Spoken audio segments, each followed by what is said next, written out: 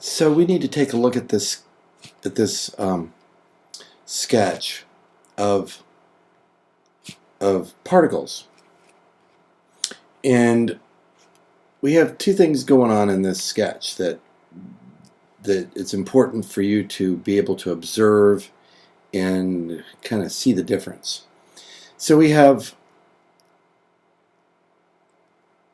particles, molecules that are bonded together that have only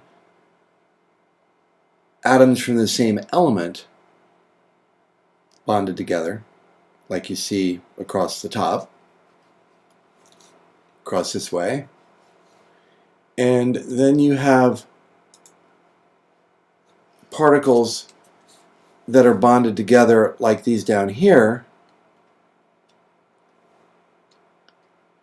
that actually have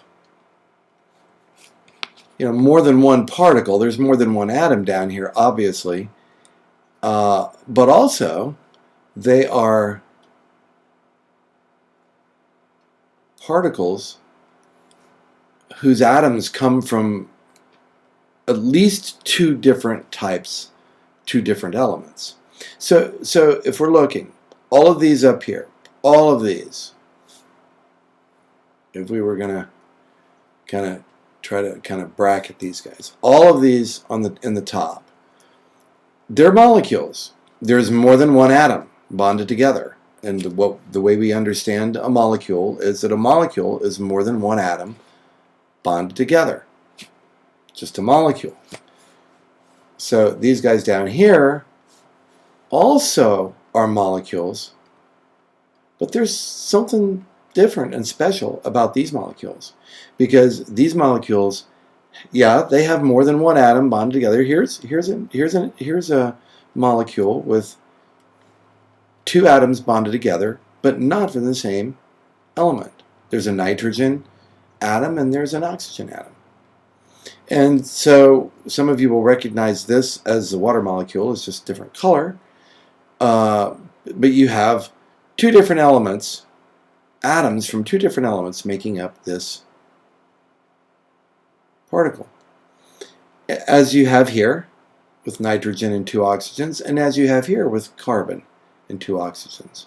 So while all of these particles in this sketch are molecules, they're not all molecules of compounds. So if we were going to label this, we would have to say these guys down here, these molecules across the bottom, are molecules that make up what? That's right, compounds. So these are all molecules that would make up compounds. However, these guys up here, these are molecules, but we actually call them diatomic molecules. These are molecules that make up particles that are only made up of one element. So let me clear this page and let me show you this sketch. So again, here's just some sketches, and I'm going to come back to this and give you a chance to get these down in your notes. But you have a water vapor molecule that has three atoms in it. This is a particle with three atoms. There's at least two different elements. That guy right there is going to be a particle that makes up a compound. Here's methane. You didn't see this guy on this slide right here. Methane's not here. But here's methane. And so methane is a particle that has five atoms that come together to make this molecule. And this is, again, this is a molecule that makes up a compound, as does carbon dioxide, which you looked at in the sketch right here. Here's carbon dioxide, as does nitrous oxide, and you looked right here. Now, it just so happens that these four guys right here are also greenhouse gases. And so these become important for us to become familiar with, not just in the matter and atoms unit, but also when we start taking a look at energy, and specifically when we look at the greenhouse effect and how solar radiation is affected by the presence of greenhouse gases in our atmosphere. So we're going to come back to these and sketch these, but I want to go up and show you some other molecules. Well, these are some other interesting molecules, and as you look at these and you consider these, so we're thinking about here's a hydrogen molecule that has 2 atoms. Here is a nitrogen molecule that has 2 atoms. Here is a oxygen molecule, and a fluorine molecule, and a chlorine molecule, and a bromine molecule, and an iodine molecule, all that have 2 atoms, and they're all molecules, but these molecules don't make compounds. These we would call and you don't have to remember this, but these would be called diatomic molecules.